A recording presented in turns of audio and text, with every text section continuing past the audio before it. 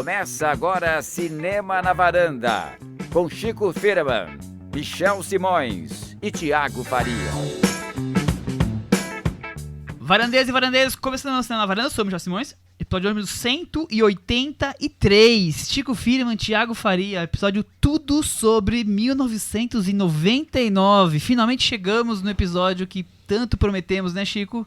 Chegamos, a gente prometeu, a gente fez muitas pesquisas para chegar até esse momento. Eu queria agradecer a minha mãe, queria agradecer a meus amigos, queria agradecer a toda a minha família por ter chegado 20 anos depois e sobrevivido. E Chico, eu quero agradecer também a minha memória. Muito verdade isso, né? Como lembrar mais de dezenas de filmes que nós vamos falar.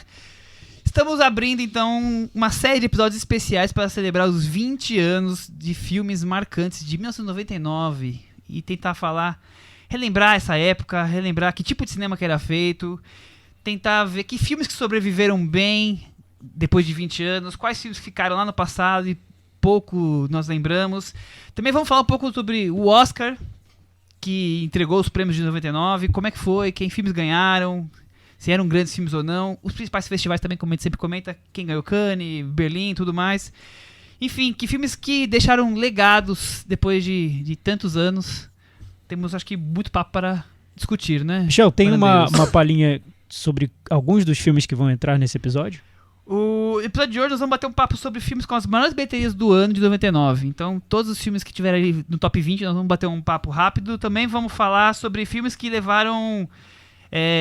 vamos comparar um pouco os filmes que levavam multidões naquela época e agora. Quais são os filmes? Antigamente eram filmes de heróis que levavam grandes bilheterias. Qual que é a diferença depois de 20 anos? Também debater filmes com características um pouco mais clássicas de narrativas. Filmes mais como A Espera de um Milagre. Filmes que tem aquele padrãozão mais de cinemão. E encerrar com a lembrança de como é que fechou aquele Oscar. Então acho que temos bastante assunto para hoje, certo, Cris? Certo. Ui.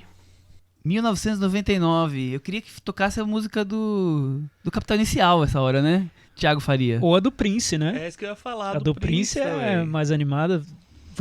Foi a música que ele fez dizendo que era pra gente fazer uma festa como se fosse 1999. Olha. Ele fez essa música no fim dos anos 80, porque 1999 seria um ano incrível. Foi um ano incrível. Vamos Você lembra? descobrir Tem boas daqui a pouco. memórias de 99, Michel? 99? O que eu tava fazendo em 99? Tava assistindo American Pie. Tava na faculdade. E aí, Chico, 1999 foi um grande ano? Foi um grande ano, porque foi o primeiro ano que eu vim pra São Paulo pra assistir a Mostra de Cinema de São Paulo. Minha primeira mostra, eu vim de ônibus, de Maceió. Quantas horas? 40 horas de viagem. Chris Lume, 40 horas de viagem pra ver a mostra, hein? Que pique. Não é? Qual era o grande filme da mostra, Chico?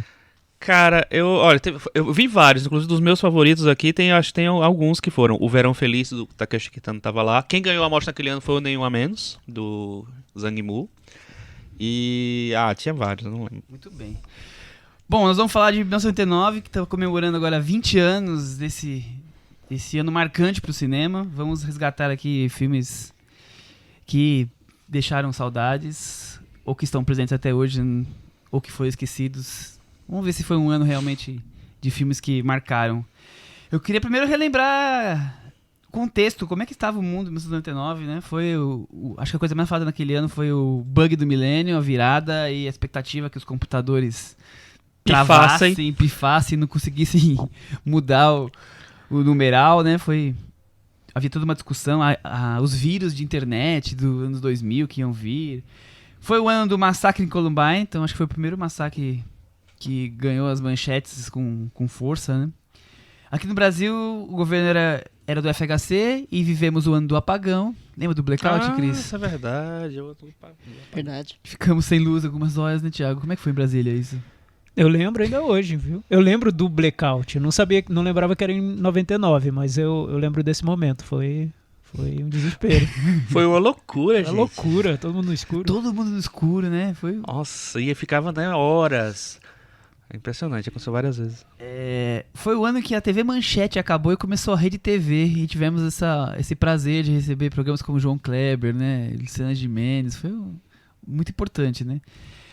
Foi o ano que o Boris Yeltsin renunciou na Rússia, que nasceu a Ambev e que surgiu o euro. Olha, moeda o ouro foi de 20 anos. 20 anos. E no futebol aparecia quem? Ronaldinho Gaúcho. Olha só como faz tempo isso, né? Foi um ano também que morreram cineastas como o Stanley Kubrick e o Robert Bresson, Robert Bresson, que nós vamos falar, o Kubrick principalmente no episódio, né? O Kubrick, inclusive, lançou o último filme dele em 99. Na verdade, o filme estreou depois dele morrer, né?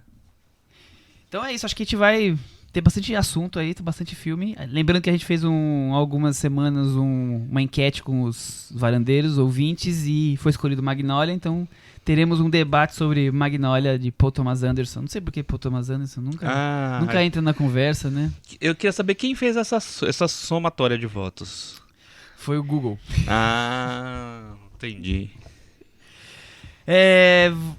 Vamos começar então com que filmes que tomaram conta das bilheterias de 99, para já começar aí esquentando. Thiago Faria, o filme de maior bilheteria no ano foi Star Wars, episódio 1, Ameaça Fantasma. A volta de Star Wars depois de, sei lá, quantos anos tinha sido 83 para 99. 16 anos sem um capítulo, e aí chegou cheio de expectativas Star Wars. Atendeu as expectativas? Olha, eu lembro que expectativas altíssimas, bilheteria, eu lembro do apelo do filme, muita gente foi ver, mas muitos ficaram decepcionados, acharam que o filme era um pouco infantil demais. Tinha a figura do Jar Jar Binks, que provocou muita polêmica. Personagem confusão, digital. né? O personagem mais polêmico de 99. O personagem digital numa época em que Hollywood ainda não estava ali tão familiarizada com o recurso de criar seres completamente digitais ali no meio das tramas, e esse parece que não agradou a todos. O episódio 1 é um filme que não sei se voltou a ser valorizado, mas eu acredito que não, que ele ficou um pouco pra trás mesmo, né? Acho que ele ficou como... A Cris, que é fã de Star Wars, pode falar melhor. Como é que ficou Não, é exatamente o episódio 1? isso. Eu não sei, ele é um pouco arrastado. E, pelo menos a minha sensação, depois que você assiste a totalidade do 1, 2 e 3, é que a gente queria só ver o 3 mesmo, né? Mas aí a gente resume 1 e 2 numa meia hora que tá bom. Tem muita burocracia nesse 1 e 2, muita burocracia do George Lucas. Lembrando que o George Lucas, que tinha dirigido só o primeiro da trilogia original, ele volta e dirige essa nova trilogia inteira, né? E ele não é um bom diretor, vamos combinar, né? Então, era melhor ter contado com o produtor. Veneno logo no uma começo. afirmação ideias. polêmica. Uma afirmação polêmica do Chico. Porque eu lembro que entre os cinéfilos, muitos defenderam essa trilogia aí do episódio 1, 2 e 3, porque disseram que era meio autoral, que tinha o George Lucas no comando. Autoral no Star Wars, né? Então. Mas hoje a gente viu que não sobreviveu, né? Eu acho 2 ainda pior. Eu acho os dois meio. Eu acho 2 pior, assim. Eu acho que o 3 dá uma levantada. Eu não consigo nem lembrar O 3 é a mais- diferença é de mais legal ruindade de um porque e o do 3 outro. faz Porque o 3 Escola, né? é o que a gente quer saber, né? O 3 3 é o que a gente escola quer com a saber. trilogia original. Como tudo aconteceu, né? Mas Como que a barca virou. Mas eu lembro claramente da sessão que eu assisti esse Star Wars, porque eu morava em Maceió na época. Maceió tinha pouquíssimos cinemas e muito menos, não existia sessão, não existia pré-estreia, não existia nada. No Star Wars foi a primeira vez que teve uma sessão às 10 da manhã. Então eu assisti Star Wars e fui trabalhar depois. Olha isso. E numa sessão assim, lotadíssima e tal. Foi muito engraçado que a Fox, né, usou para lançar os grandes lançamentos do ano. Então tinha os trailers dos grandes lançamentos daquele ano e tal. Na sessão lotadíssima. Mas assim, para mim foi emocionante ver no cinema, que eu nunca tinha visto um Star Wars no cinema. Então teve a musiquinha lá, fiquei arrepiado e tal. Depois fiquei arrepiado por não ser bom.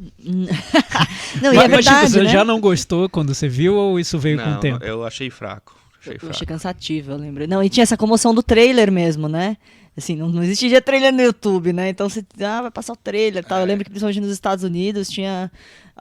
acho que, se não me engano, já era esse filme, que as pessoas entravam no cinema, viam o trailer e depois iam embora. Elas não queriam ver o filme. Pagavam pra ver o trailer. Pagavam pra ver o trailer. E eu também lembro de ir numa sessão bem cedo, uma sessão das 11 horas da manhã pra ver o Ameaça Fantasma. Thiago, você pagaria pra ver um trailer? Não. Viva o YouTube, né? Mas eu lembro que eu fui também numa das primeiras sessões, porque todo mundo queria ver. Era o grande evento do ano, o Star Wars. E é engraçado que hoje você, relembrando 99, tem tanto filme que marcou mais a época que é até curioso que a maior bilheteria tenha sido o episódio 1. E foi muito na frente do segundo lugar, porque... O você segundo lugar é a qual que é? expectativa, né? O segundo lugar é o Sexto Sentido. Olha. Mas a expectativa era grande demais, né? Não, e eu Imagina. lembro de que quando ele foi lançado, ele já falou, nós vamos fazer 1, 2 e 3, e depois a gente volta pra fazer 7, 8, 9, que é onde estamos agora. Olha só, como o mundo dá volta. E ele dizia que ele não começou a história do primeiro, começou do 4, porque os efeitos especiais da época não conseguiam fazer o que ele queria não era fazer, assim, né? e aí, olha o que ele queria fazer. Não dava Melhor pra ter que feito ficar. Jar Jar Binks, felizmente, Nossa. nos anos Exato, 70, né? exato. Eu- Tem uma coisa, o que eu lembro que ficou mais marcado pra mim eram os figurinos da Natalie Portman, que eram maravilhosos. Eram incríveis mesmo. Era um negócio meio louco, meio tecnológico e orgânico. Tinha um aquilo era bem negócio, bonito, sei né? lá, De resto, orgânico, nem sei o sei que quer não. dizer isso. Maravilhoso orgânico. mas foi um dos destaques mesmo. E, enfim, e é engraçado porque o George Lucas preparou as pessoas para esse episódio, né, essa volta, porque ele relançou os filmes no cinema, os originais Remasterizados, no né? cinema, Eu fui e vê-los, com efeitos digitais novos. Que foi uma polêmica grandiosa, assim, porque todo mundo, ninguém estava entendendo aqueles efeitos digitais no meio do Star Wars, dos filmes originais. Foi muito criticado. E, enfim, aí depois a gente viu por que ele estava fazendo aquilo, para chegar em A Ameaça Fantasma. Eu lembro mais da corrida, pods que chamam aqueles carros, né? Eu lembro de jogar videogame daquilo, mas o filme em si, lento, burocrático, querendo tantas questões políticas, e a gente com tanta expectativa de ver de onde tinha surgido o Anakin, né? Não foi muito bem o que respondeu. Algo que se destacou muito em 99 nas bilheterias, e acho que até hoje se destaca, são as comédias. As comédias que mais fizeram sucesso naquele ano em bilheteria, a quarta maior bilheteria do ano foi Austin Powers. Alguém lembra de Austin Powers hoje em dia? Ah, muita gente lembra. E é o lembro. segundo, né? Não é o primeiro, né? É o segundo. É o segundo, É o The exatamente. Spy Who É o Shagged Me. segundo, The Spy Who Shagged Me. O espião bom de cama. Bom de Bom cama. de cama, esse. Que nada mais era que paródia de outros filmes concatenados num só, né? Quer dizer... Não, na verdade, é uma grande paródia do James Bond. Paródia, né, em comédia do James Bond. Situada, vamos dizer assim, naquele... O personagem aí tem o espírito dos anos 60. É o grande personagem do Mike Myers no cinema, né? Mas depois ele meio que... Cris, Não o rolou. grande personagem de Mark Myers é quanto mais idiota Mais idiota, melhor. Wayne's World. Mas depois meio que não foi. Mas é um tipo de comédia típica do momento mesmo lá, né? Mas outras comédias junto que fizeram sucesso foi o American Pie, o Paizão. Como o Paizão reprisa na TV, né? Eu acho ali que 1999 foi uma pequena era de ouro de um tipo de comédia adolescente meio ingênua. Eu consegui enumerar vários aqui. O ano começou com uma que chama Varsity Blues, que nem repercutiu muito aqui no Brasil, mas que era meio cultuada pelos fãs de Dawson's Creek, porque é um filme do menino que faz o Dawson. Então as pessoas, né, quando começou a fazer sucesso Dawson's Creek, as pessoas assistiam. Aí você tem Ela é Demais, Segundas Intenções, 10 Coisas que Eu Odeio em Você. Cara, esse filme é demais. Esse filme é muito legal. Não é? É. Nunca Fui Beijada, que é um filme da Drew Barrymore. Aham. O próprio American Pie e o Simplesmente Irresistível. São comedinhas que todas que bem ingênuas, né? Bem bobinhas e que meio que se conversam aí.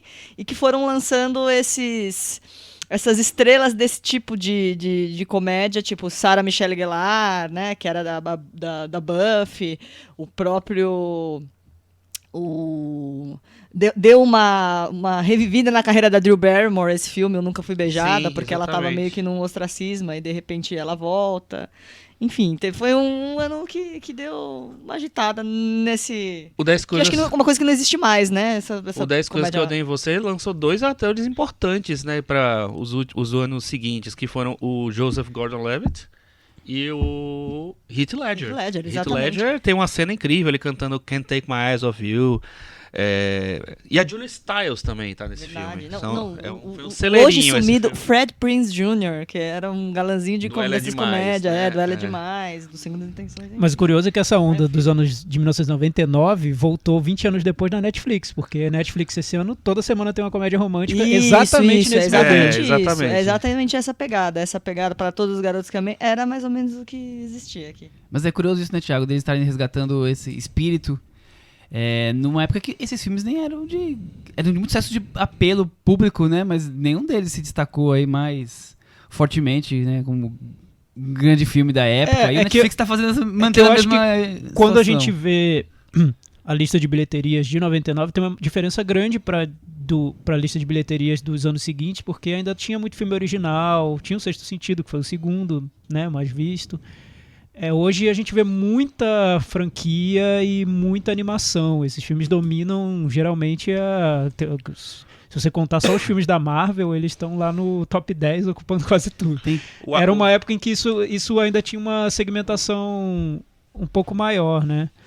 Do top 20, só 2 filmes eram franquias, Star Wars e Toy Story 2. Então, mas eu acho que a Netflix, ela quer justamente essa segmentação que existia nessa época. Então, por isso que essas comédias românticas adolescentes hoje fazem sentido novamente, porque a Netflix quer pegar público diferente para cada filme.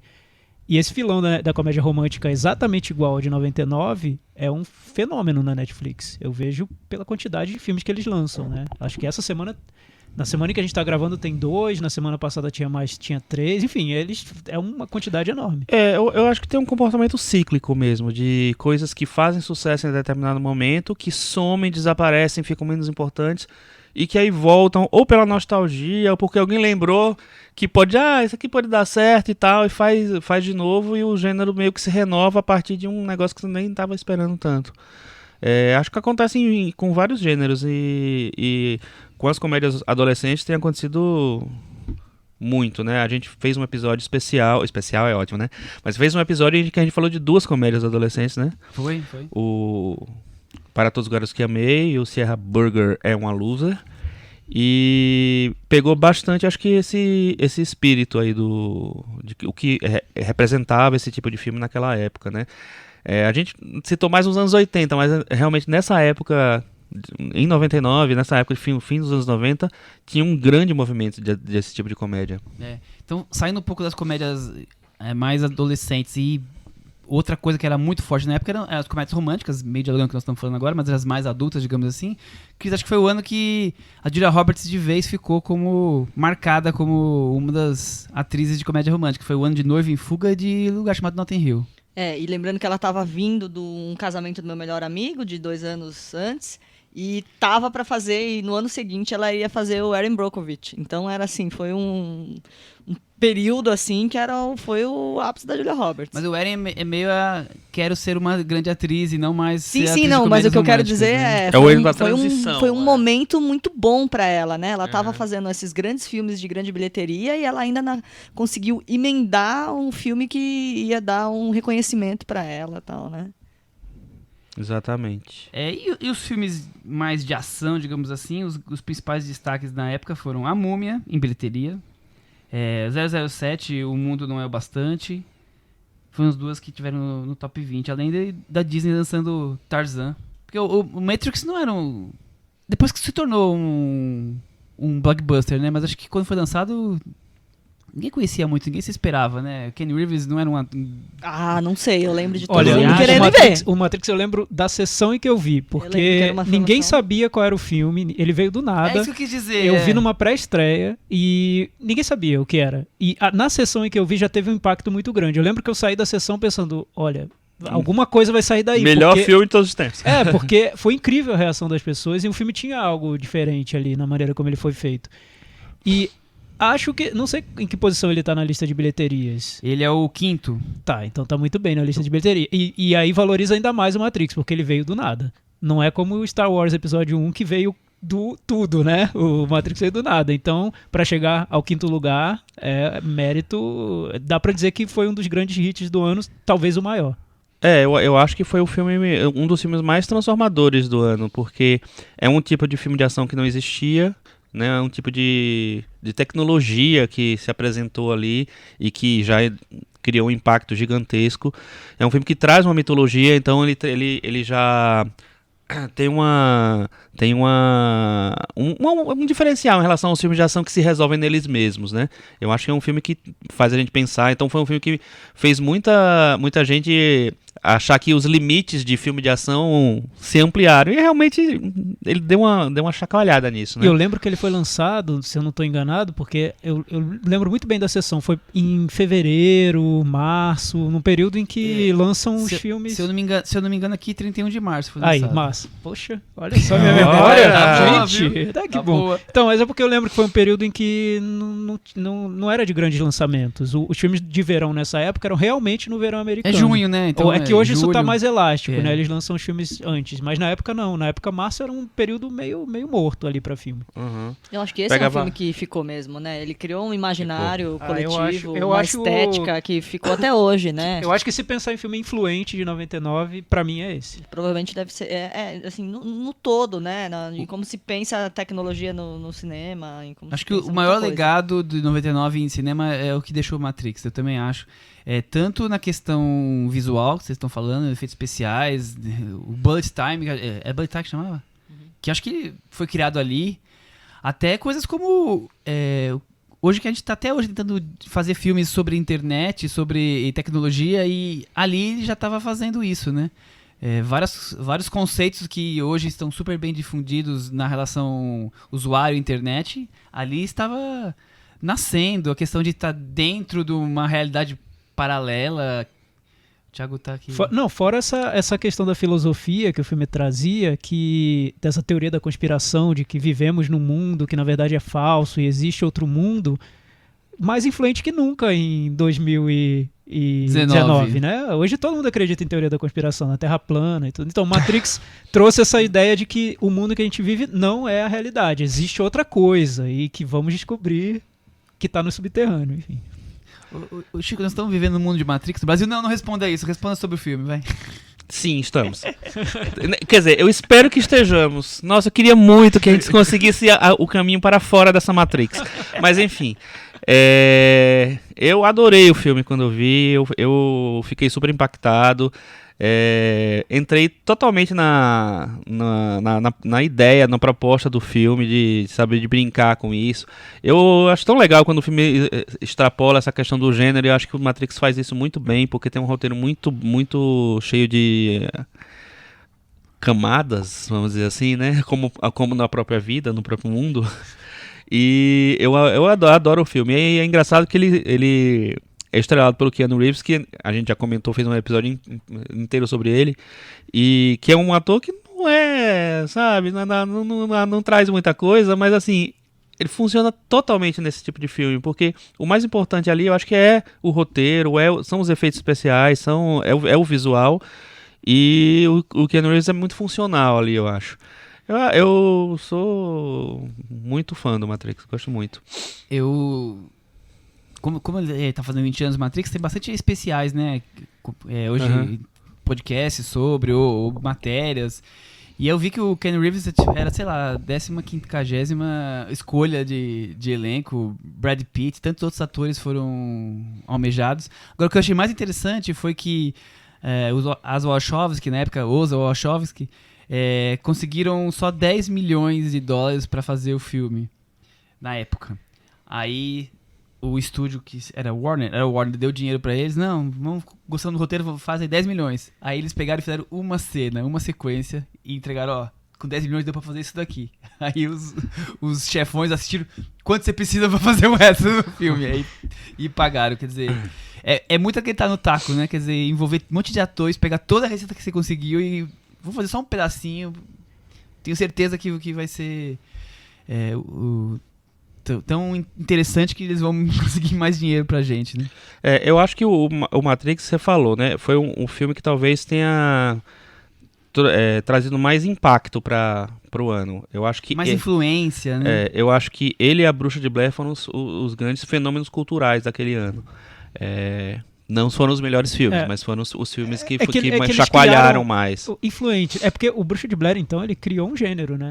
Bruxa de Blair, não existia aquele gênero e o filme criou o gênero do found footage, né? Que é as imagens encontradas e que você, a partir dessas imagens, claro, falseadas, né? Porque é tudo ficção, você cria um falso documentário de gênero. Então, nossa, tantos filmes foram feitos nessa linha. Muitos. Até o próprio Shyamalan, que nesse ano estava bombando com o Sexto Sentido, fez A Visita inspirada no gênero found footage da Bruxa de Blair. Então, A Bruxa de Blair realmente foi, junto com Matrix, eu acho que foram os dois filmes mais influentes. Exatamente. E eu lembro que A Bruxa de Blair ganhou o prêmio de melhor filme do ano da Sete.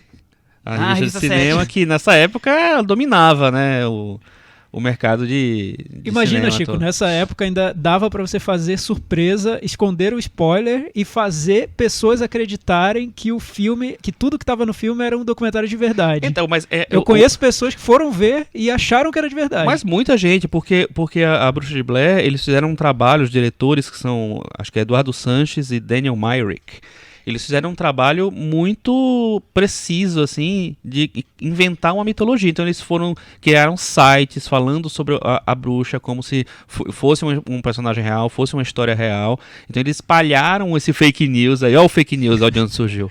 Mas hoje seria impossível com redes sociais, com Não, Twitter, você é. espalhar. Certeza, Não com tem certeza. como, fake não news. tem como. Mas é muito curioso, né? Essa história de como criou-se essa Mitologia, essa mitologia em cima do filme, né? Vendeu-se que era tudo verdade, né? E passou se não me engano, foi em Sundance. Acho que Sundance. Acho que ganhou Sundance. Talvez, algum prêmio de público, não sei. Enfim, do público não sei, não tem existe, né? O mais interessante é que o filme ficou em 10º lugar nas bilheterias daquele ano. Olha, tá vendo? Sucesso, absurdo. Mas foi, e eu lembro que naquela época, posso estar enganado, mas naquela época, se eu não me engano, esse filme virou o filme mais lucrativo do ano, porque ele foi feito com Ele X. foi comprado por 1 milhão.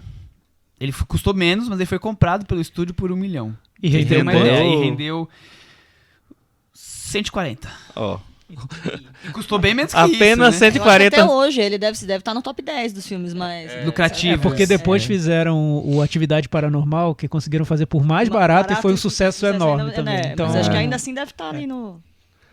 Mas foi. E agora é engraçado que é um filme que se esgotou nele mesmo, né? Porque toda vez que se tentou voltar àquele universo, não deu certo. Teve um Bruxa de Blair 2 que não rolou e há alguns anos teve uma refilmagem, teve um Bruxa de Blair do começo. Porque agora a mania é essa, né? Acabamos de ignorar todos, vamos fazer Bruxa de Blair, vamos fazer de novo Hellboy. você tira o artigo e tá tudo bom. Mas é porque eu acho que que o primeiro, o original, ele se resolve muito bem, Sim, né? sim. Quando eu vi o primeiro, eu não pensei em continuações. E elas vieram, não acrescentaram nada, porque a ideia para você fingir que é um documentário é você criar o clima de suspense no filme inteiro e no final, de leve, sugerir a bruxa, né? É. Que é o que o filme faz. E ele faz bem. Aham. Na verdade, o filme inteiro é a expectativa pelo terror. Então não dá pra você criar um filme muito explícito pra simular a ideia de um documentário. Depois o gênero found footage virou... Carne ampliou com os farofa. limites, né? Tem até um de super-herói que eu acho bem legal. O Chico vai Poder saber Sem o nome. Limites. Poder Sem Eu Limites, adoro que é esse. um filme de found footage de super-heróis. E A Visita, do Shyamalan, eu também gosto muito. Mas é isso que vocês falaram. O Bruxa de Blair hoje não seria provavelmente 1/10 do que ele foi, pela questão, a possibilidade de esconder a verdade sobre realmente o que é aquele filme, a ideia de mentir pro público como que ele fosse realmente um vídeo caseiro filmado, e a forma que ele é feito, né, todo realmente como se fosse um vídeo caseiro, e a bruxa realmente mais ficando pro fim. Eu, na época, não assisti o filme, eu nunca gostei de filme de terror, então antes da Varanda eu quase não acompanhava muito filme de terror, então eu vi esse ano pensando como a gente ia fazer o episódio, eu falei, não posso nunca ter visto o filme, né? E você assiste o filme hoje, sem estar vivendo aquela época, mídia, propaganda falando, é um filme bom, ok, mas claro, esse legado todo, o calor daquele momento, com certeza transformava o filme no que ele foi, esse sucesso, esse hit gigantesco. né? Mas assim, apesar de toda essa procura, de todo mundo reconhecer esses méritos do filme, muita gente, acho que o grande público odiou, porque assim, não existia o terror que eles queriam ver. Era um terror muito, sei lá, no vácuo. Então, eu acho que muita gente saiu revoltada. Eu lembro da sessão Eu que lembro eu vi. da sessão que eu vi O e povo foi saiu revolta. revoltado. Que bosta de filme, que não sei o que lá. E eu admirei mais o filme por isso, né? Porque Porque ele você é muito diferentinho, corajoso. né? É, porque na época, então, né, eu me achava super diferente. Mas eu achei corajoso você fazer um filme de terror que fica tudo muito sugestivo, né? Não tem nada explícito. E até eu lembro que eu não revi desde então. Eu vi as continuações, mas não revi a Bruxa de Blair.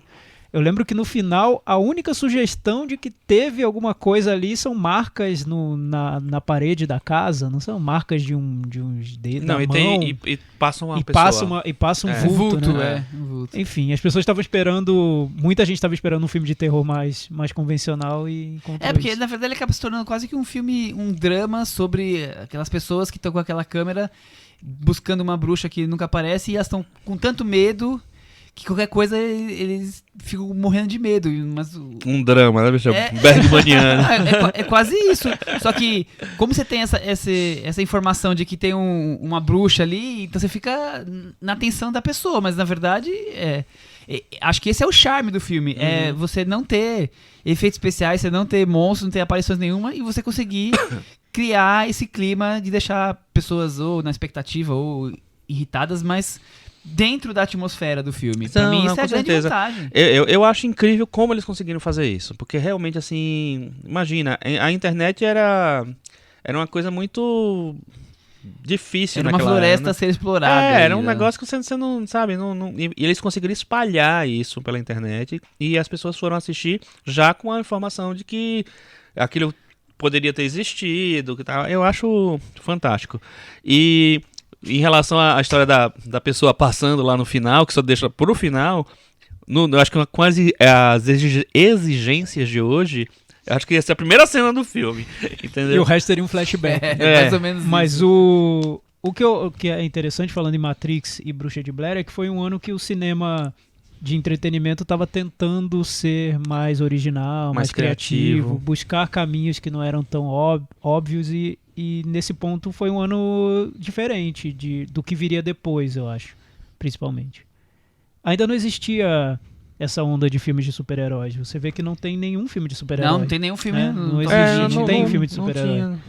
O filme mais próximo é a Múmia, que é o filme de monstro, né? Quer dizer, vem do legado que nós ouvimos falar da Múmia desde 1900. E eu acho que né? tinha um trauma de filme de super-herói nessa época, porque o Batman e Robin, que foi o filme que enterrou A franquia Batman. Batman naquele momento, é de 2 anos antes. Então, tava num momento em que as pessoas estavam, não, vamos deixar isso pra lá. E o gênero só volta com alguma, sei lá, força e tal, em 2000. 2002? Não, em 2000 com 2000. X-Men. Ah, sim, X-Men. Nesse meio, Verdade, aí tudo mudou, né? Foi a partir nesse daí. meio tempo tem uns filmezinhos, eu lembro que tem um de 98 que é o Spawn, o Soldado do Inferno, que é uma bosta também. Enfim, tinham essas tentativas, mas uma tentativa com personagens mais conhecidos, mais importantes e tal, só acontece com X-Men. Aí tudo bem, aí dá certo e eles emendam a série. Mas acho que tinha uma desilusão ali com o gênero de super-herói. Então agradeçam ao Batman e Robin, porque foi por causa deles que a Warner decidiu investir em Matrix. Pode né? ser, Largou provavelmente. de mão do Batman e foi fazer Matrix. E aí surge Matrix. Viva Batman. Opa, obrigado, George Clooney. Possibilita um outro tipo de Esse filmes. Esse é do Joe Schumacher, não?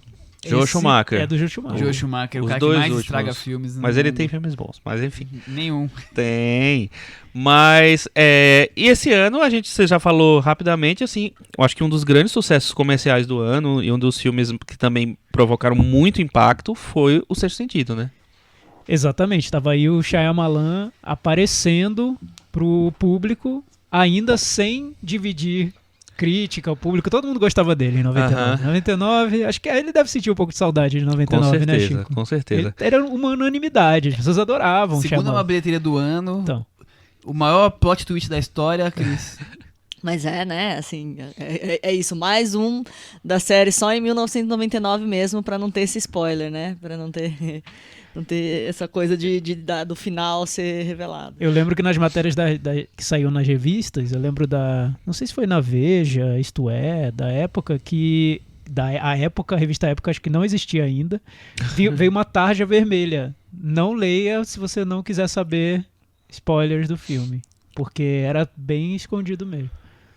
E é engraçado porque foi um sucesso de crítica também, né? Foi um sucesso de tudo, e o né? filme, ele concorreu a muitos Oscars. A filme, a direção, a ator coadjuvante, a roteiro. Então ele teve vários. Ele foi muito celebrado em todos os aspectos mesmo. E eu lembro até hoje da sessão que eu fiquei...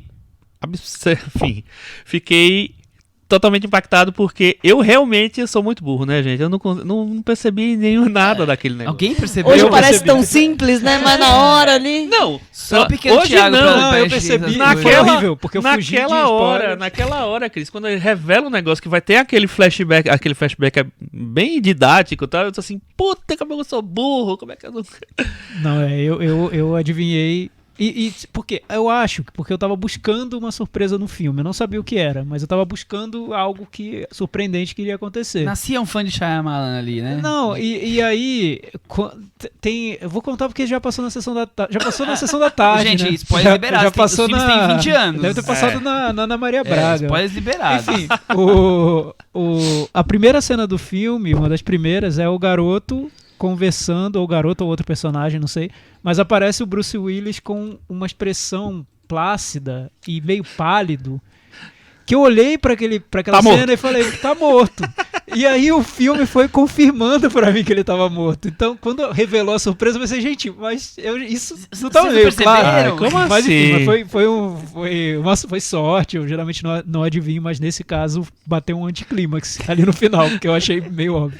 Nossa, pois eu passei incólume, achei absurdamente genial, achei incrível, achei fantástico. Depois... Não, é mais, agora que voltou a minha lembrança, que eu não revi o filme. O personagem leva um tiro e volta na cena seguinte com essa expressão plácida. Isso, entendi. foi aí que eu matei a charada. Não. Hoje, em 2019, faz sentido. Na época, pra mim, foi uma grandíssima surpresa. Aquela revelação. Eu lembro que no final do filme eu fiquei puto. É tipo que você tava falando de Butch de Black, as pessoas... Eu fiquei puto. Falei, esse filme tá mentindo pra mim. Que absurdo. Aí, Vou rever tudo. aí eu revi. E aí falei, não... Ele tem seus méritos, muitos, inclusive. Fiquei puto porque eu sou burro, que não consegui perceber o que era aquilo ali. Sensacional. O que eu acho uma pena em relação a esse filme é que o Haley Joel Osment não conseguiu fazer a virada e virar um grande ator, porque ele era uma promessa... Onde estará Haley Joel Osment? Ele fez aquela série, né, Silicon Valley. Enfim, fez coisas esporádicas aí. Virou um meme, né? Virou um meme. Virou um meme, boa. Cris, acho que você podia falar um pouco mais, que nós estamos finalizando aqui as grandes estreias. Esse apanhado aí. Do Notting Hill. Acho que você podia falar um pouco mais do Notting Hill, que a gente acabou passando pela Julia Roberts, mas não falou tanto do filme. O Notting Hill, eu acho que é isso, né? Foi um grande veículo pros dois, né? Assim, uma... Porque o Hugh Grant vinha de o quê? 4 Casamentos e um Funeral? Sim. Ele tinha vindo do 4 Casamentos e um Funeral. Ele sempre... É o filme que vai sacramentá-lo como... Notting Hill é o filme que vai sacramentá-lo como esse galã de comédia romântica, esse cara com uma carinha do inglês bobão, né? É esse filme que sacramenta. E eu acho que foi um veículo excelente pros dois. O filme... É exatamente o que os dois se transformaram, né? Porque no filme ela vive uma estrela americana que vai fazer uma gravação lá em Londres e conhece um inglês idiota, que no caso é ele. Então, eu acho que tem essa pegada. Enfim, ele exportou a marca, a persona dos dois pro mundo. Eu, quando assisti, eu detestei, eu ficava puto. Como assim? Detestou? Eu ficava com esse personagem Idiota, bobão, idiota. tá sempre atrás daquela mulher que só desfaz dele, que coisa ridícula. Eu fiquei anos com essa impressão, tanto que essa semana eu resolvi rever o Notting Hill. E o que eu mais interessante no filme, claro, ele continua... Continua não, porque ele sempre foi, né? O filme não mudou, né? Esse personagem que tá ali sempre à mercê de quando ela aparece, quase jogando, rastejando aos pés dela. Mas eu acho interessante que ele não é um típico loser que nós cansamos de assistir nos filmes de fantasy hoje em dia. Porque ele é um homem solitário que tem cheio de opções de mulheres que os amigos tentam trazer pra ele. Então tem mulheres que ele chega a falar, essa aqui é perfeita pra mim e tudo mais. E mesmo assim, ele tá tão apaixonado por aquela estrela que ele teve 2, 3 momentos que ele não consegue superar aquilo. Então é diferente do loser que, tipo, o mundo é todo contra ele. Não, ele tá realmente ligado naquela história mal resolvida pra ele, e pra ela ele talvez fosse só uma aventura É um outro tipo de loser. de passagem por Londres, né? Então eu achei interessante como não é um loser que a gente cansou de ver no cinema. É um cara apaixonado com o jeito dele. E fora a questão toda como o filme retrata o bairro de Notting Hill ali, né? A feirinha, a casinha, a livraria. É um filme que é muito mais aconchegante do que aquele ódio que eu tinha. Olha só, o Não, Michel saiu do ódio ao amor. E tem uma trilha sonora narrou belíssima, né? E tem uma trilha sonora belíssima, né? Fora o She do Elvis Costello, que entrou, tem tipo Al Green, tem o cara do Boyzone, tem muita coisa legal. Mas é porque são tão iguais esses filmes ingleses, essas comédias românticas, mas é desse filme aquela música. Não, esse é Simplesmente Amor. Ah, tá. É o que Tá viria vendo? na Tudo sequência. igual, tudo igual. É o que viria na sequência. É que são todos iguais, mas eu acho que é esse filme, eu acho que é o Notting Hill que... É um pouco Quatro Casamentos. É que Quatro Casamentos é extremamente inglês, vamos dizer, Mas né? eu acho que Quatro Casamentos tá acima um pouquinho. Eu né? também não, Quer dizer, eu não revi, mas eu em tenho termos boas de lembranças. qualidade, eu também gosto mais do Quatro Casamentos. Eu acho que é o Notting Hill, que é o produto para exportação. Sim. Sim.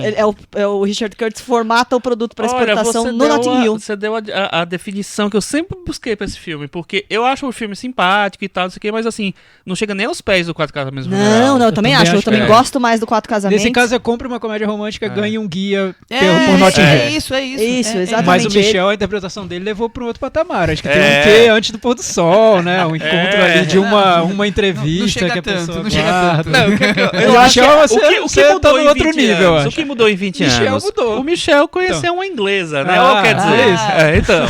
E sabe que eu revi sozinho, ela não viu comigo, tá? Não, mas pra você chegar nesse Pra você chegar nesse patamar, nível de interpretação. você tinha que ter.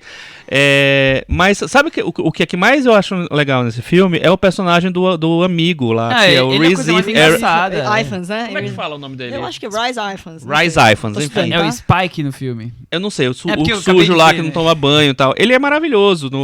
Acho que é o grande personagem ali. Eu queria um filme sobre ele. Não, ele é... Aquilo ali, desde o começo eu adorava ele, porque ele é demais. Quando ele aparece de cueca na frente dos repórteres, é quase uma catarse, né? Mas então, eu acho que é isso. Até por causa da presença da Julia Roberts, é exatamente esse cálculo, né? De entrar no mercado americano com esse filme, né? De ter aquela lógica totalmente inglesa, excêntrica, do personagem como Spike e tal, e tentar faturar com isso num filme com um olhar mais americano, que aí depois é o que ele vai fazer de novo com o Simplesmente Amor também, né? De um jeito mais Eu gosto mais popular também. e tal. Gosto E mais. conseguiu o acho que vem Notting tudo Hill, isso. né? Notting Notting Hill Hill é uma das conseguiu maiores entrar no bilheterias gosto. do ano. Rendeu quanto? Ele é o 16º, 116 milhões. Olha. Caramba. É muita coisa. Né? Eu acho que ele usa todos os clichês do inglês, de Londres, e leva pro público americano, com a Julia Roberts segurando todo mundo pela mão. Aí agora eu vou... Uma pergunta polêmica. Saindo Ih. de Notting Hill, pergunta Ih. polêmica. Olhando aqui a bilheteria e pensando ao passar de 20 anos... Será que teve alguns filmes que acabaram ficando meio esquecidos? Ou pelo menos os cinéfilos não o enxergam com a mesma qualidade? Por exemplo, aqui nas bilheterias... A Espera de um Milagre é um dos filmes... É o 12º, a maior bilheteria do ano. Chico, você lembra de A Espera de um Milagre? Eu lembro que eu achei insuportável esse filme. Achei chato. Tom Hanks no auge. Achei... da sua Não, o Tom carreira. Hanks, você nem lembra do Tom Hanks no filme. Eu lembro que eu tinha lido os livros do Stephen King. Olha, você Que é leu os Green Mile. livros. Sim, eu tinha lido e eu achei a Caramba. adaptação bem qualquer nota, viu? Bem Não- fuleira. não gostei. Não, e é engraçado porque você vem... foram 5 anos depois, na verdade, né? Do mesmo Frank Darabont ter feito Um Sonho de Liberdade, que eu tô longe de achar que é o melhor filme de todos os tempos, como o pessoal do IMDb, mas que era um filme mais bem resolvido, essa né? entidade IMDb elegeu o melhor filme de todos os tempos. Exato, né? Mas eu acho que não é só a entidade IMDB, não, viu? Não, ele tem co- muita gente. Ele com certeza Então, pegou que no... forma essa entidade É. que a gente não E- sabe o- nomear. A que é entidade acaba IMDb. resumindo a população, Exato. porque eu conheço muita gente que acha que é o grande filme de todos os tempos, Um Sonho de Liberdade. Pois é, quando você bota enfim, muita né? gente pra votar e tem o resultado, a gente vê, né, na política o que acontece.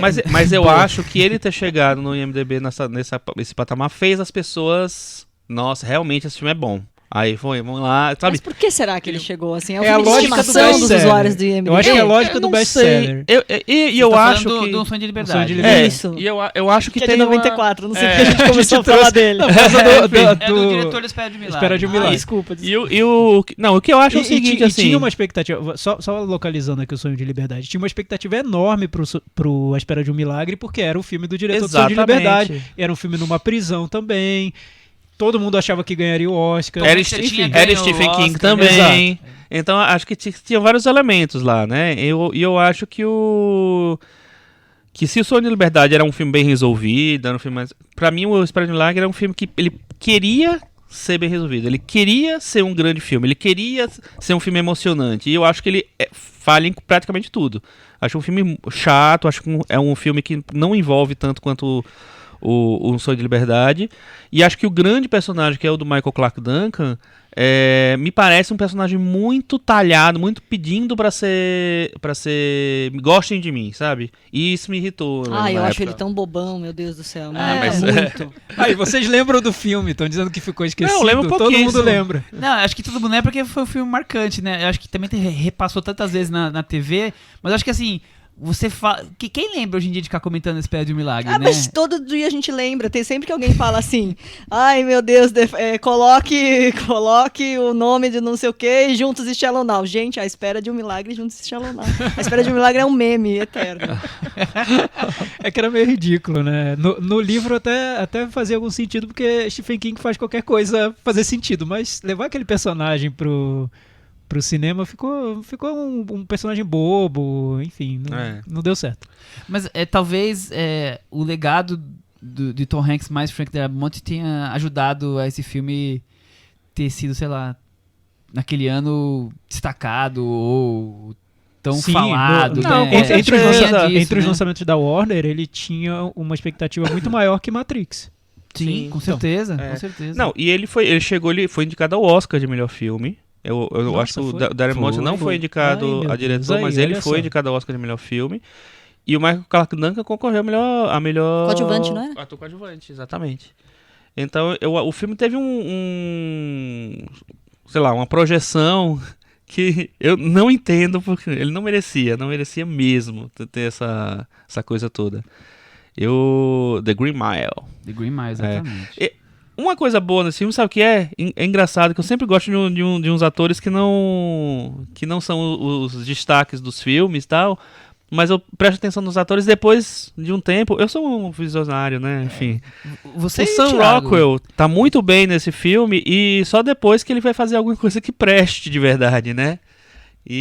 Mas ali ele apareceu tive a ali. mesma leitura que você na época, É. tava esperando pra fazer É. exatamente isso. Eu É. descobri o Sam Rockwell ali, achei ele ótimo, Uhum. e depois ele teve bons momentos em alguns filmes, nem tanto em outros, mas É verdade. ali surgiu. Mas realmente Espera de um Milagre Espera de um Milagre não é muita Foi pro melancolia, saco, né? não sobreviveu Não.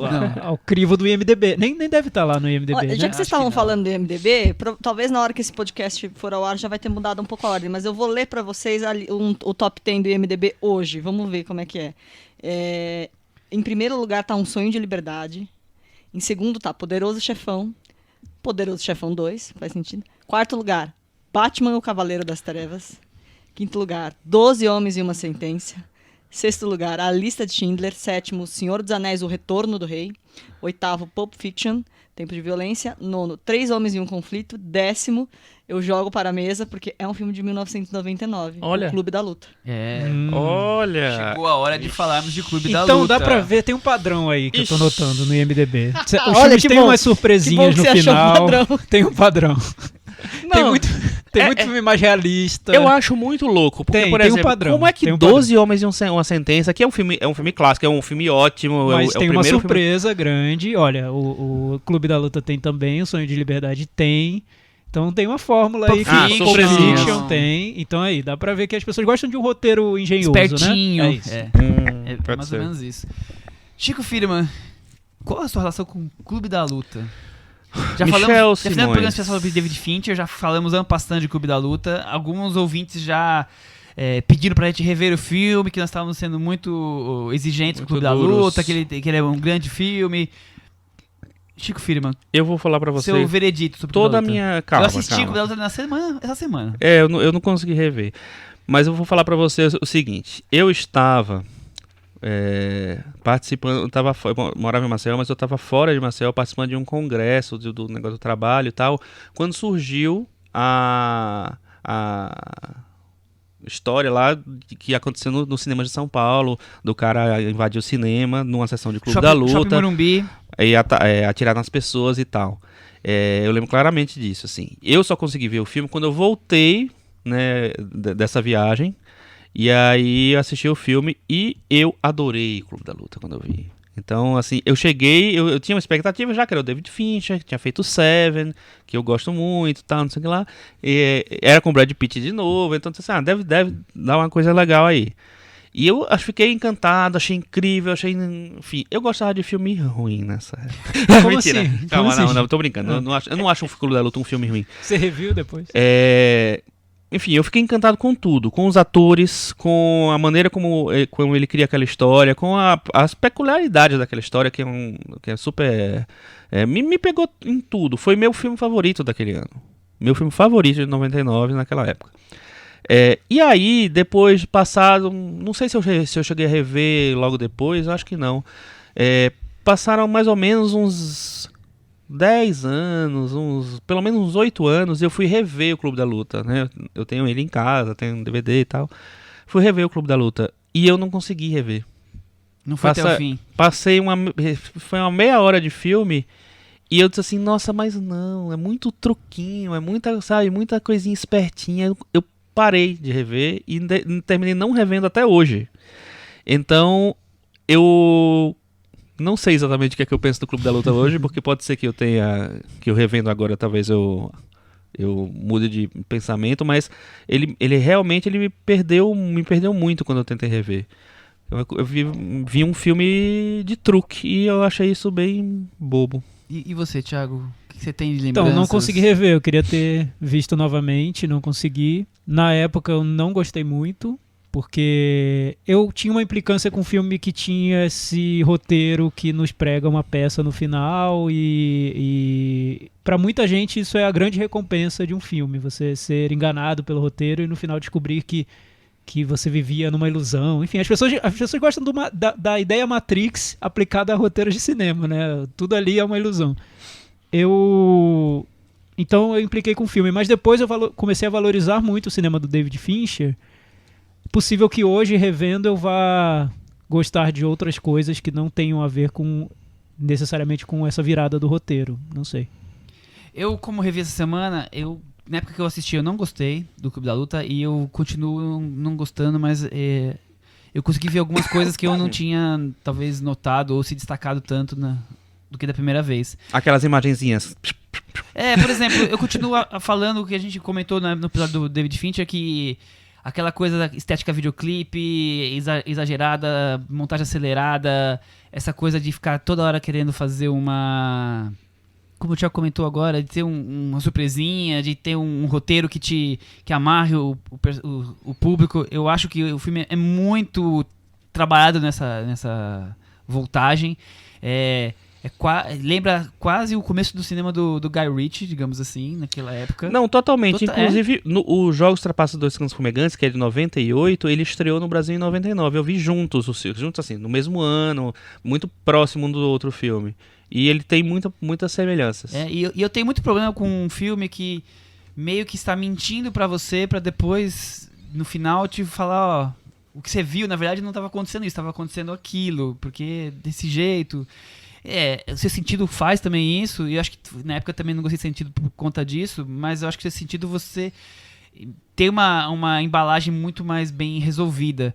Por outro lado, ele tem questões interessantes, como, por exemplo, o Clube da Luta começa com um personagem todo melancólico, que é o personagem do Edward Norton, tentando buscar, tirando do trabalho, ele não consegue encontrar razão para viver, então ele vai buscar encontros como Alcoólicos Anônimos, esses grupos. Ele não é um alcoólatra e vai lá acompanhar os Alcoólatras Anônimos. Ele não tem câncer não sei aonde, ele vai participar do grupo de quem tem câncer naquele. Quer dizer, eu acho interessante isso. A pessoa meio que precisa da dor pra conseguir sobreviver, e ele acaba encontrando uma personagem que rivaliza com ele, que é a personagem da Helena Bonham Carter, e ela tá toda do filme com uma relação toda quebradiça com ele no filme, de idas e vindas.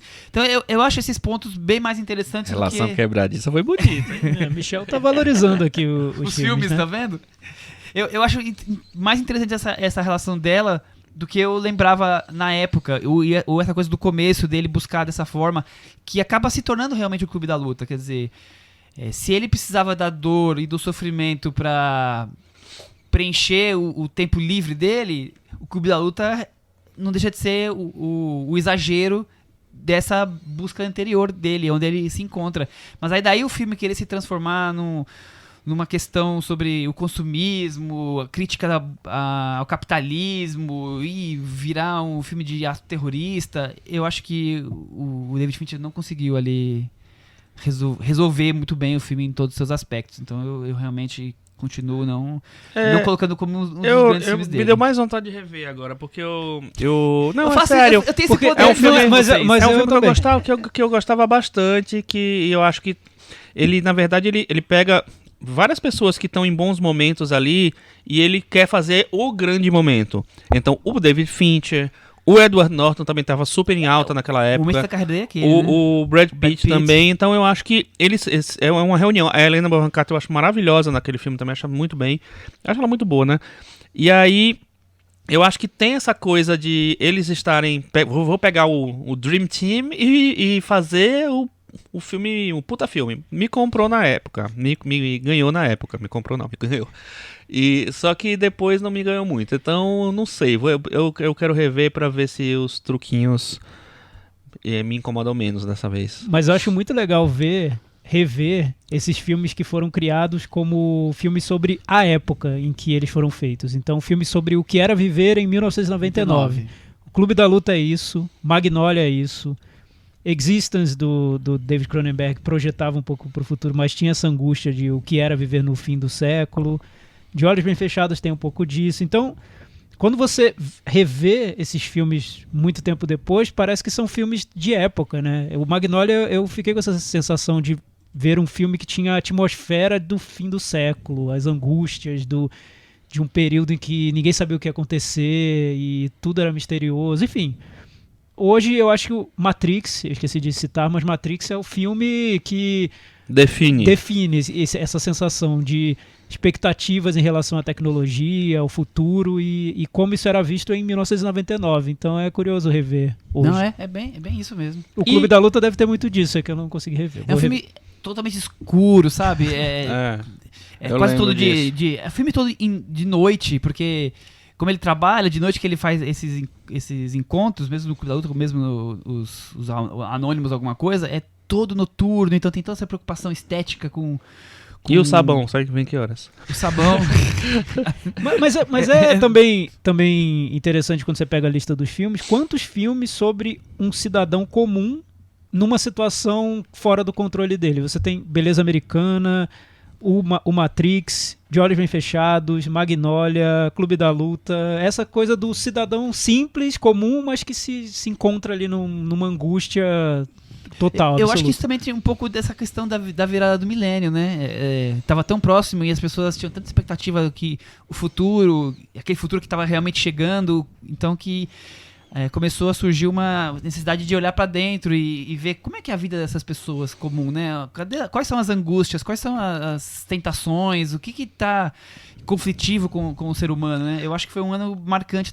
Eu acho que você tem toda a razão disso, porque eu acho que tinha uma expectativa em relação à virada do século, do milênio, que assim, o futuro está chegando, como é que vai ser e tal.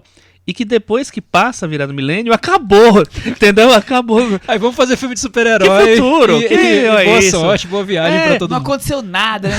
Não aconteceu nada, entendeu? E aí eu fico Não, imaginando aconteceu, assim, né, Chico? Não, aconteceu, É que a gente se sim. acostuma, a gente fica familiarizado. É, mas a o que eu falo é o seguinte, assim, existia uma coisa, eu acho que incômodo mesmo. Nossa, e agora? Que angústia, tá chegando, vai acabar o mundo, sei lá o que, X.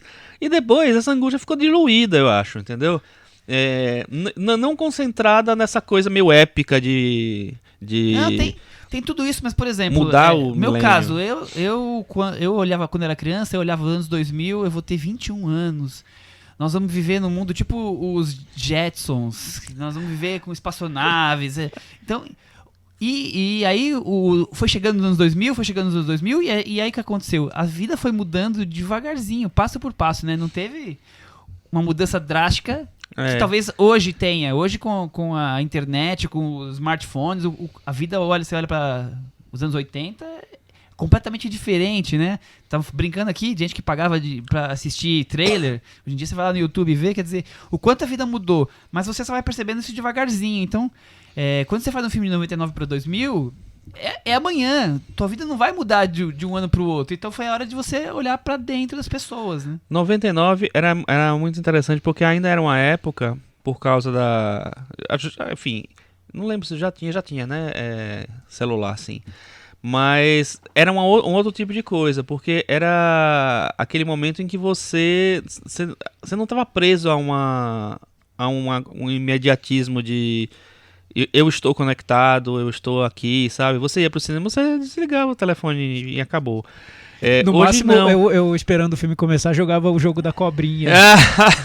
Aí Muito começava, eu desligava meu Nokia e pronto, começou o filme, né? Não tinha essa coisa de ficar chegando mensagem, WhatsApp. Em 99 você tava fazendo o quê, Michel? Eu tava na faculdade. Pronto, acabou.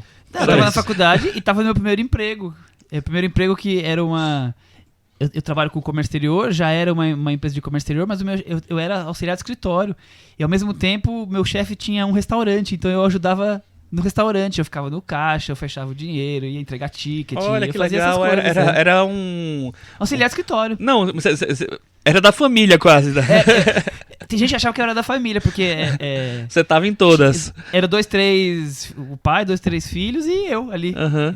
Era bem isso. Então, Era a época também do meu primeiro, no caso, meu primeiro estágio, né? Eu fazia faculdade ainda.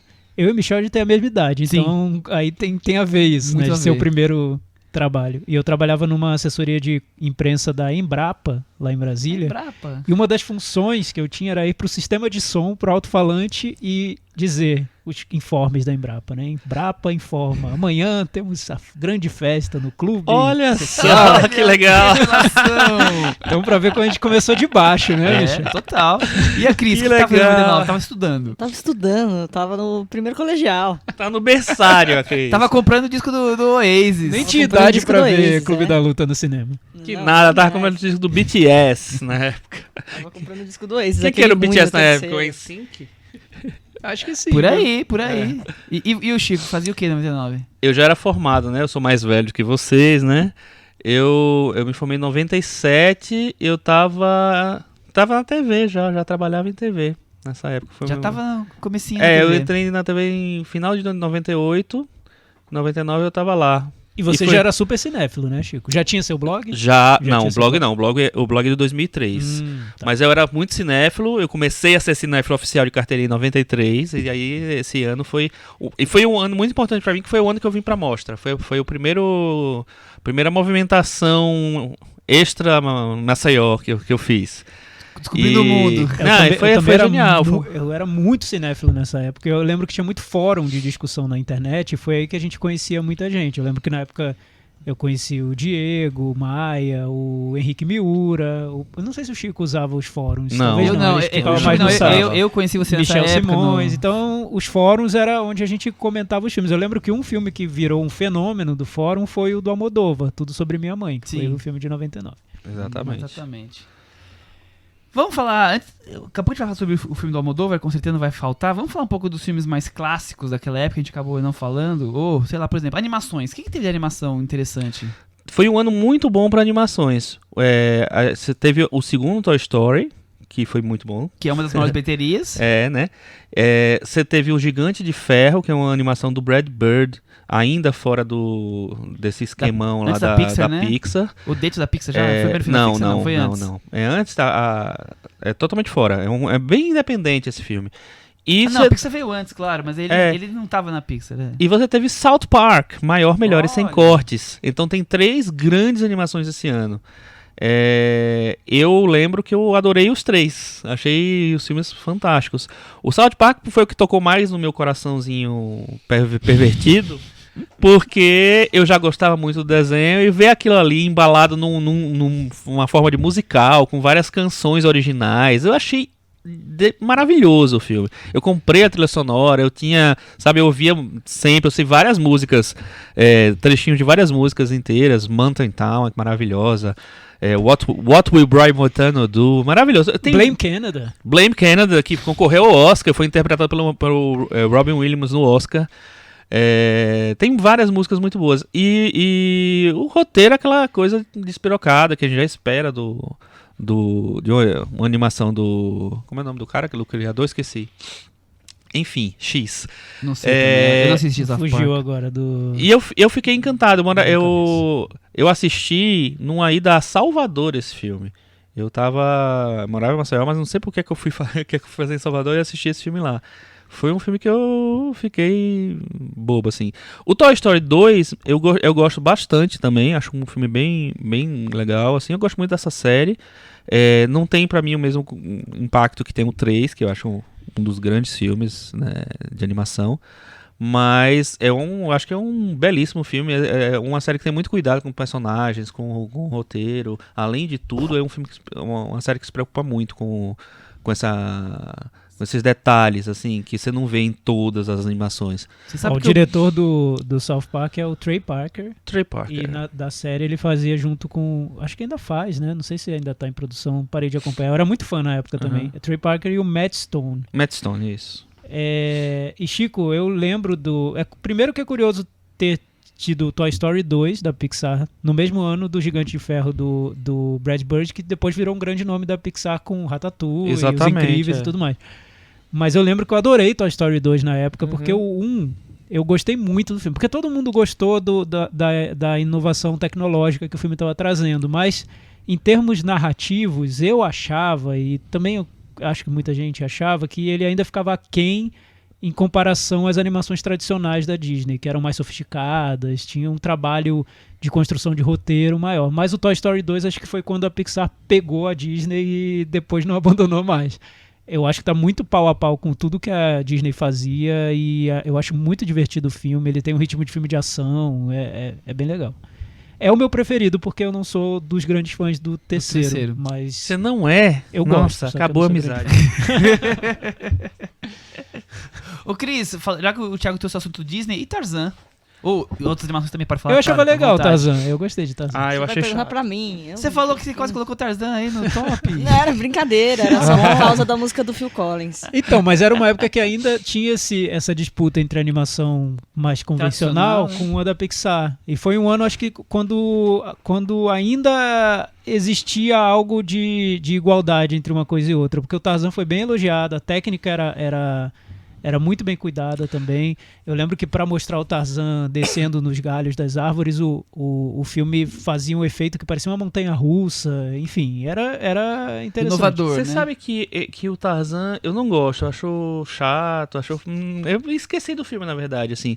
E aí eu tava vendo um lista que eu tava olhando esses dias e que falavam justamente isso do Tarzan, de inovação. E eu não fico, que inovação? Eu lembro disso, eu não lembro dessa inovação nenhuma do Tarzan. É que queria ser um filme mais de ação também, né? Teve isso. O Chico, acho que o filme que falou por cima podia falar um pouco mais é o Gigante de Ferro, porque eu acho que não fez o sucesso estrondoso. Não. Mas ele é um belo da animação, né? Eu acho uma uma belíssima animação. Desses 3, eu gosto muito do South Park, mas o Gigante de Ferro talvez seja o filme que eu acho mais bonito. Eu acho que ele conseguiu uma coisa quase lírica, assim, na maneira de contar aquela história e tal. Que é uma coisa que a gente já veria nos filmes seguintes do Brad Bird, já na Pixar e tal. Principalmente no Ratatouille, eu acho. Que Os Incríveis é um filme mais de ação e tal, tem muita emoção também, mas é um filme mais de ação, tem um outro tipo de pegada.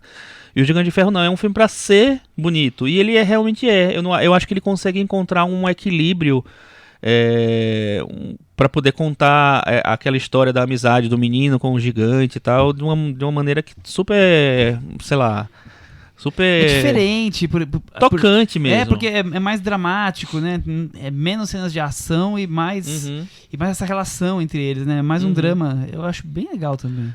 Eu lembro que foi um dos meus filmes favoritos daquele ano. Eu gostei demais. Eu vi esse filme na Anima Mundi. Na verdade, eu não vi ele em 99, eu vi em 2000. Mas, né, aqui a gente tá empacotando pelo ano de origem. Então, é um filme que me tocou bastante. Eu vi no Anima Mundi, numa sessão que teve no MIS, no Museu da Imagem do Som aqui. Muito bem. O Thiago, e foi um ano de história real, né? Falando em filme... Sim, o filme do David Um Lynch. diretor tão alternativo fazendo um filme mais convencional, né? Passou no Festival de Cannes. Eu acho que foi na competição de Foi, Cannes que sim. passou. Sim. Uma grande surpresa, pra mim pelo menos, que eu não esperava um filme tão... Chama Straight Story, né? Eu não esperaria um filme tão straight do História David direta, né? Lynch, narrado de um jeito tão direto. E tão... Eu acho um grande filme. Eu lembro quando eu vi, eu adorei. Eu acho que ali que o David Lynch mostrou que, ao se despir de tudo que era associado ao cinema dele, né, que as pessoas associavam os David Lynch sempre a algo surrealista, um cinema de sonho e psicodelia, ele tirou tudo isso, deu uma limpada para contar uma história de um velhinho que cruzava um longo trecho da América num cortador de grama. Era isso? Então tem um lado surrealista aí no conceito. Pra encontrar com o irmão que não via décadas. Mas ele é filmado de um jeito muito, muito direto mesmo e com um lirismo que tá na própria situação e na interpretação. Eu acho um grande filme. Você sabe que esse filme, o projeto, né, a ideia foi apresentado para o David Lynch pela mulher dele à época, que é a Mary Sweeney, que editava os filmes dele. Ela falou assim, olha, tem uma história incrível, você tem que fazer um filme dessa história. Aí, que história é? A história é um velhinho quer fazer as pazes com o irmão, que ele é brigado, né, antes dele morrer, e ele pega um cortador de grama e cruza os Estados Unidos. É uma história real mesmo, né, e tal. Aí ele falou assim, mas não tem nada a ver comigo esse filme. Ela falou assim, como não? O cara que pega um cortador de grama, cruza os Estados Unidos pra poder fazer as pazes, se não tem a ver com você. Aí ele falou, poxa, é mesmo, né? Pode ser, né? Tal, enfim. E aí ele resolveu fazer o filme a partir dessa conversa com a mulher. Eu vi Cidade dos Sonhos, aí todo o impacto que a pessoa pode ter com Cidade dos Sonhos, e quis ir atrás do cinema dele e peguei a história real e falei... Gente, não tem nada a ver um filme com o outro, mas que filme lindo, que história cativante. Se eu não me engano, tem a Cissy Spacek. Tem. A Cissy Spacek faz a filha do Richard Farnsworth. Todo o começo do filme eu vi a Cissy Spacek, depois aquele senhor cruzando os Estados Unidos com o corredor de grama. Eu achei que coisa linda, que história tocante. É um cinema bem mais convencional, mas ser convencional não quer dizer que seja bom ou ruim. Quer dizer, você consegue fazer um filme... tão lindo quanto esse. É um dos filmes mais bonitos que eu já vi, eu acho. Eu acho um belíssimo filme também. Realmente é aquela coisa, né? Assim, não é o cinema que você espera do David Lynch, mas assim... Que bom. Né? Que surpreende, né? Que bom. Acho que ele talvez seja o mais surpreendente filme da carreira do David Lynch, né? Provavelmente. Chico, e o Fim de Caso? Cara, é um dos filmes que eu mais gosto desse ano. Eu acho o cinema clássico Julianne Moore, no auge, assim. Acho... É absurda a interpretação da Julianne Moore e a do Ray Fiennes também. Eu acho que eles fazem um negócio incrível nesse filme. É Graham Greene, né, o livro. E já tinha sido filmado nos anos 50, um filme que não entrou muito para os anais. E quando eu fui ver essa adaptação do Neil Jordan, eu fiquei encantado com o filme. É um filme que me arrebatou de verdade, assim. Tem uma cena que é a cena da escada, mais pro final do filme, cara, que cena maravilhosa, assim. E enfim, eu tava muito apaixonado pela Julianne Moore nessa época, né? Porque vinha do Bug Nights, vinha do Magnolia e tal, e ela fazendo esse filme. Eu lembro que a minha atriz favorita daquele ano foi a Julianne Moore por Fim de Caso. E a minha atriz favorita do coadjuvante foi a Julianne Moore por Magnolia. Magnolia. Então eu tava muito encantado por... Já queria gostar, e eu acho que eu gostei muito, porque ele preencheu tudo que eu esperava do filme. Eu acho que ele é clássico na acepção da palavra mesmo. Ele é, sei lá, clássico enquanto formal, um filme mais... conta uma história mais simples, assim. Só que ao mesmo tempo ele faz isso com uma qualidade absurda de técnica e de textura, de textura de texto e de imagem. Acho um filme muito bonito também visualmente. É dirigido pelo Neil Jordan. Neil Jordan.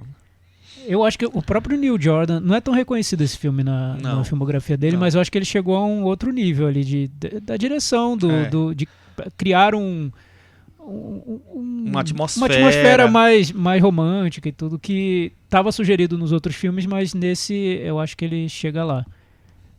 Antes ele fez Traídos pelo Desejo, que também foi um filme super elogiado, mas esse eu acho que tem um cuidado visual mais interessante. Mas é a grande fase da carreira dele, do Neil Jordan, né? Depois ele sumiu. Agora ele tá lançando um filme agora esse mês de junho, né? Nossa, parece ser uma besteira.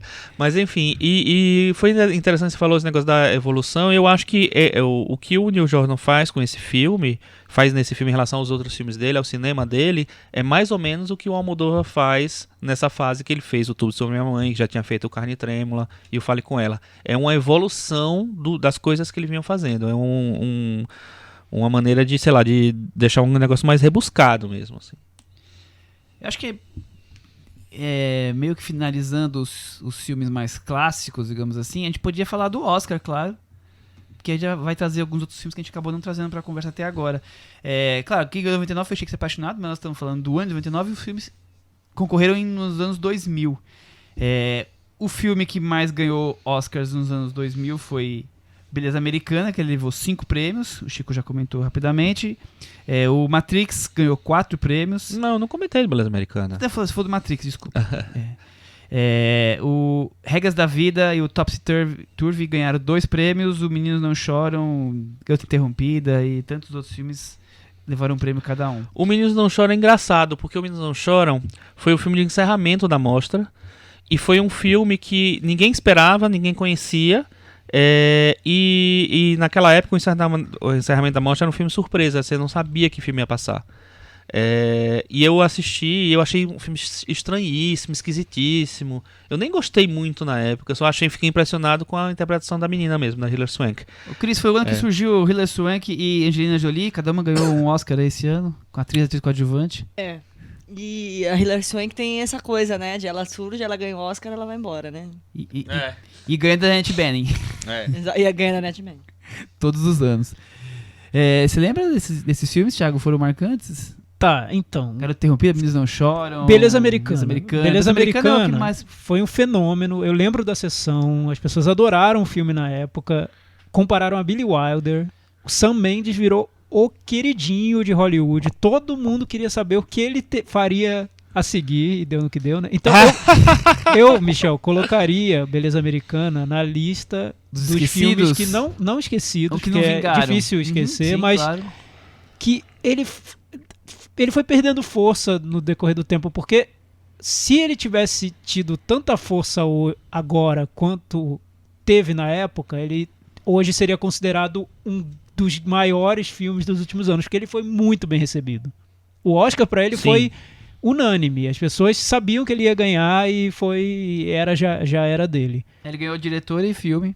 Hoje a gente pensa no Sam Mendes, né? Não prometeu muito e cumpriu pouco. Todo filme que ele lançava tinha uma expectativa. Depois ele fez, acho que, Estrada para a Perdição. E as pessoas, nossa, agora vem o filme. Eu gosto da Perdição. Fez aquele Revolutionary Road também.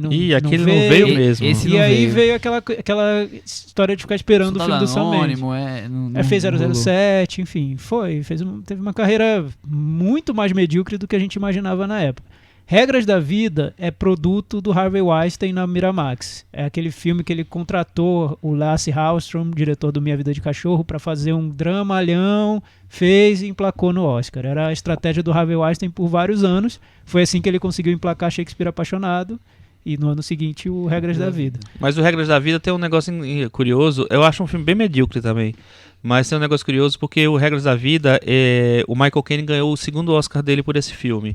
E o discurso do Michael Caine foi um dos mais bonitos que teve na história do Oscar, porque ele agradeceu a cada um dos concorrentes. E os concorrentes eram fortes naquele ano. Tinha o Tom Cruise por Magnolia, tinha o Haley Joel Osment por Sexto Sentido, tinha o Jude Law por Talentoso Ripley e o Michael Clarke Duncan por A Espera de um Milagre. Ele foi falando de cada um assim, dando uma informação contundente sobre cada um, assim. E foi muito legal. E no final a fala dele pro Tom Cruise foi maravilhosa, que foi assim, tipo assim, Tom, ainda bem que eu de coadjuvante, porque senão seu salário ia ter que baixar. E foi uma gargalhada e tal. Piadinha. Mas ele fez um discurso super bonito, super emocionante, assim. Muito, muito melhor do que o filme. Regras da Vida acho que a gente pode pular. Pode. Eu não consigo nem lembrar. Não, em direito uma do época que filme. tinha 5 filmes indicados, o Regras da Vida foi indicado. Aham. Imagina, o poder do Harvey Weinstein. Beleza por Americana. isso que hoje a gente entende o quão forte ele dramático, conseguiu e ser. quão dramática foi a queda do Harvey Weinstein, porque ele dominava Hollywood nesse período. Totalmente. O Shakespeare Apaixonado foi a consagração dessa maneira agressiva do Harvey Weinstein de conseguir emplacar filmes no Oscar. E depois ele continuou. Chocolate, que é um filme absolutamente medíocre, foi também indicado. Nossa, É a mesma muito linha, né? medíocre, É a mesma muito. linha. E do Last Houseman também. É. O Last Houseman era quase o Era brinquedinho um dele, diretor né? contratado, É. praticamente. Porque o Harvey Weinstein achava que ele sabia fazer filmes, só que ele não queria assinar os filmes. Então ele contratava um diretor e mandava em tudo. Ficava com corte final, remontava o filme, enfim. Resolvia. Era isso. Os 5 indicados daquele ano foram Beleza Americana, Regras da Vida, O Informante, A Espera de um Milagre, O Sexto Sentido. Chico, o que você acha do Dessa lista? Não, Beleza Americana. Então, é um filme que realmente eu não revi depois. Eu vi na época, eu gostei, eu achei um filme que era bom, assim. Quando um filme tem um elenco que tá todo bom, você já tem um meio caminho andado ali, né? Então eu acho que o Kevin Spacey tá muito bem, a Annette Bening tá muito bem. Tem todos os jovens ali daquele filme estão muito bem. O Wes Bentley, a Thora Birch e a Mina Suvari, que faz a menina aqui lá das pétalas de rosa, assim. Eu acho que tá tudo muito, muito bem no filme. Então, na época que eu vi, eu achei legal, assim. E eu não sei como foi que eu consegui comprar aquela cena lá do saco de voando, né? Mas enfim. Todo mundo comprou, Todo mundo Chico, comprou, né? Era um o que negócio. eu imagino é o que teria sido do filme se ele tivesse sido lançado hoje. Porque imagina, um filme sobre as angústias de um homem branco americano de meia idade, Mais um filme sobre a virada do milênio. interpretado por Kevin Spacey. Acho que não, hoje aí não Não dá. existiria, né? Aí não tem. é o Aí filme não mais tem. politicamente incorreto assim, do momento. eu acho. Quem quer saber hoje Tá sobre louco pra Michel, pegar a vizinha, amiga da filha, Exato, né? e que isso no filme é colocado como uma grande angústia. Quem hoje se importa com as angústias do então. homem branco de meia idade Não, americano? No cinema ninguém tá nem aí pra isso. Eu achei que isso é curioso, o quanto o mundo mudou, né? Cris, como é que foi a sua relação com Beleza Americana? Com o saco voando? Eu tenho essa impressão do Chico também, que eu gostei na época, mas acho que revendo hoje, não sei não. Eu também gostei muito do filme por essa coisa sabe, tentar ficar projetando a sua vida naquela idade e não querer ter uma situação parecida com aquela.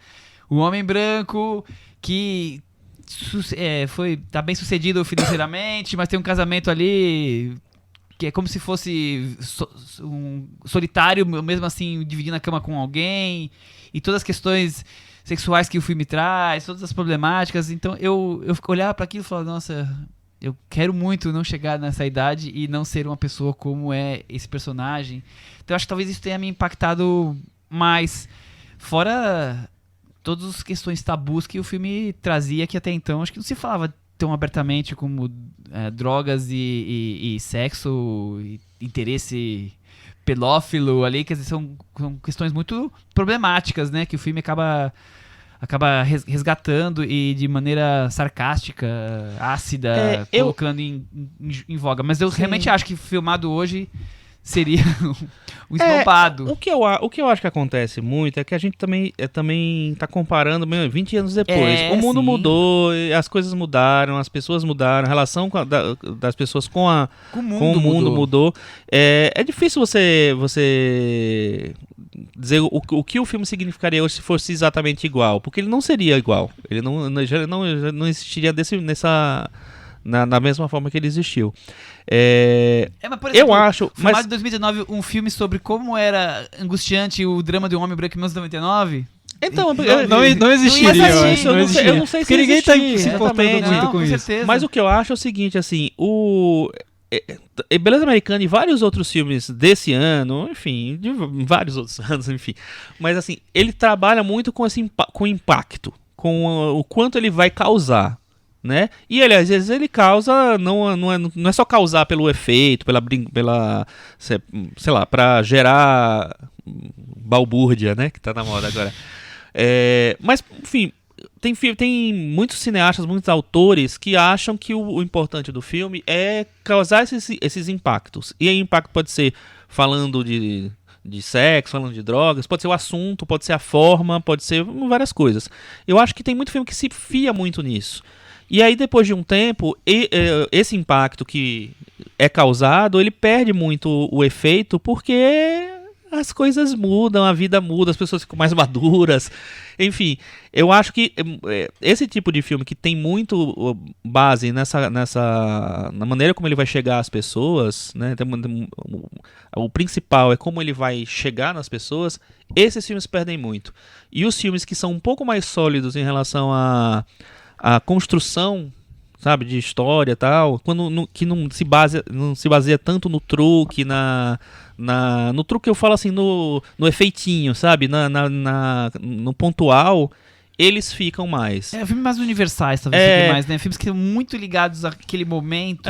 Então, por exemplo, hoje eu olho pro Clube da Luta, eu vejo assim, poxa, era muito a brincadeira, é muito o quão vai causar. Eu acho que o Beleza Americana, de uma certa maneira, ele tem isso também de uma outra maneira. É mais no texto, no sarcasmo, tal, causou, impactou e tal, mas hoje perde um pouco a força. Eu acho que tem um pouco de... Sei lá, eu acho que os filmes que são um pouco mais clássicos tendem a ficar mais. Eu concordo, Chico. Até porque, relembrando desse Oscar, tinha o talentoso Ripley, que eu não revi, mas eu imagino que tenha resistido muito bem a passagem do tempo, porque eu lembro que era um filme muito bonito na fotografia, ele usava Technicolor, eu lembro de alguns enquadramentos, então talvez ele tenha sobrevivido por conta desse aspecto formal. Mas eu acho super curioso ver como essa questão da representatividade nem era comentada nessa época, né? Você pega Matrix, o herói é o branco, o executivo, de olhos bem fechados é o Nicole Kidman e Tom Cruise, um casal branco ali, rico. História real é o velhinho branco, as virgens suicidas são as virgens brancas, são as virgens brancas. Bruxa de Blair são os amigos brancos na floresta, a Magnólia é praticamente um mundo branco, tem um menininho negro que faz um contraponto. Um rapperzinho ali, olha lá. É verdade. Mas enfim, como isso não existia, essa discussão não estava em pauta mesmo, e para chegar num ponto em que o grande filme da época, desse ano, era o filme sobre o homem branco americano em crise. O filme de mais destaque com o personagem negro era o Hurricane. Como é que chama em português? Hurricane E o Furacão. O Furacão, que tem o Denzel Washington indicado ao Oscar naquele ano, que acaba perdendo por Kevin Spacey. Mas é isso que o Thiago falou. O próprio filme do Spike Lee desse ano era o Verão de Sam, que não era exatamente um filme não sobre era nada, questão racial, é sobre o serial killer, que é um bom filme, eu gosto do Verão de Sam, mas você via como essa discussão não existia, que é algo tão presente hoje, não existia. Agora a gente não pode... E tem a Espera de um Milagre, né? Que tem sim. Só que assim, pra mim, a interpretação do Michael Clarke Duncan, é difícil você ser branco e fazer essa avaliação. Mas a interpretação dele é muito caricata, eu acho. Eu acho muito calcada no imaginário do negro mais folclórico, quase. Sabe? Eu acho que faltou um filme realmente que representasse, assim, sei lá, o drama não tinha- do não tinha Homem esse- Negro. esse o Rick interesse, Cannon né? é o que faz isso, né? É o personagem negro que é preso e passa a vida toda preso injustamente. É o filme que consegue, de alguma forma, colocar. Mas às vezes assim, tá de cada ator, nem entrou na lista dos 5. Mas um filme que tá passando em branco que a gente não pode deixar de comentar é o do Michael Mann, né? O Informante. Não sei se vocês concordam comigo, que é um dos grandes filmes daquele ano. Eu acho muito bom, acho muito bom. Não é o meu filme favorito nem de longe do Michael Mann, eu acho que ele fez coisas bem melhores, mas eu acho um belo filme, eu acho um filme que ele tem um domínio técnico sensacional. Ele tem, né? Ele tem em todos os filmes dele. Mas eu gostei muito desse filme na época, gostei muito. E acho que teve um... O Oscar é muito louco, né? Porque o Oscar, ele lança o Russell Crowe, por esse filme e não premia. O Russell Crowe, pra mim, a melhor interpretação dele pra mim é esse filme. Aí ele vai e ganha no ano seguinte dando um zurro lá do Gladiador. É porque Entendeu? aí o que ele perdeu já entra numa conta retroativa e soma pra ele ganhar o E próximo. aí no terceiro ano é que ele faz o filme que seria do Oscar clássico, que hoje nem é o filme mais que ganha prêmio hoje, que é Uma Mente Brilhante. Que esse era pra ele ter ganho porque é o mais bait, né, de Oscar.